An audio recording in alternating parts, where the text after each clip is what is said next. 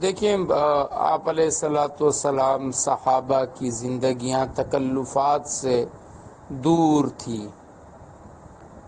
آپ علیہ الصلوۃ والسلام نے خدا تعالی کو بلایا، بئی معنی کہ صحابہ سمجھ گئے آپ علیہ الصلوۃ والسلام کی منشا کہ حضرت فاطمہ کی نکاح کے لیے تو بکر نے بھی رشتہ ڈالا، تو عمر نے بھی ڈالا، تو وہ سمجھ گئے کہ حضور صلی اللہ علیہ وسلم علی کے بارے میں سوچ رہے ہیں. تو علی سے کہا کہ آپ جاؤ حضور سے بات کرو. تو حضور نے خود ان سے کہا بھائی تم مہر میں کیا دو گے، کیا ہے تمہارے پاس؟ وہ 400 اوقیہ لے کر آ گئے. آپ علیہ الصلوۃ والسلام نے اس سے جو ہے وہ فاطمہ کے لیے کچھ بنایا. یہ جو کہتے ہیں نا جہیز دیا، یہ جہیز تو علی کے ہی پیسوں سے، جو مہر کے پیسے تھے اسی سے بنا کر دیا. اور پھر انہیں جو ہے وہ رخصت کیا اور پھر خود ان کے گھر گئے. وہاں تو تکلفات تھے ہی نہیں نا.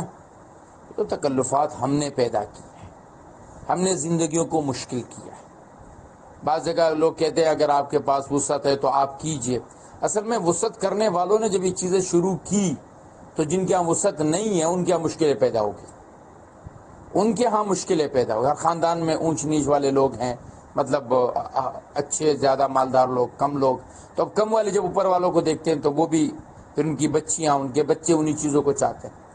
اسی لیے صحابہ کی جو زندگی تھی نا کہ تکلفات سے دور کی زندگی ہے. تو بات کرنی تھی تو سامنے کر لیتے تھے. یہ جو آپ جو چیزیں میں بیان کر رہے ہیں یہ دل کی خوشی سے ہونے والی چیز ہے. اگر اس میں کہیں بھی یہ آ جائے کہ اگر ہم نہیں کریں گے تو وہ ہمیں تانا دیں گے، اور یہ تجربہ بھی ہوا ہو کہ اگر نہیں کریں گے تو تانا دیں گے، تو یہ تو سب چیزیں ناجائز ہو جائیں گی. کیونکہ لا یحل مال امرئ مؤمن او مسلم الا بطیب قلبی، او کما قال علیہ السلام. کسی مسلمان کا مال اس کی دل کی رضامندی کے بغیر لینا جائز نہیں. یہ جو جوڑے ہوتے ہیں، اس کا جوڑا، اس کا جوڑا، اس کا جوڑا، اس کا جوڑا، کہ جناب والا وہ ہمارے ہاں پٹھانوں میں، خصوصاً افغانستان اور بلوچستان کی طرف جو پٹھان ہیں، ہمارے ہاں تو اب میت پہ جو ہے وہ 15-16 لاکھ کا خرچہ ہونے لگا ہے.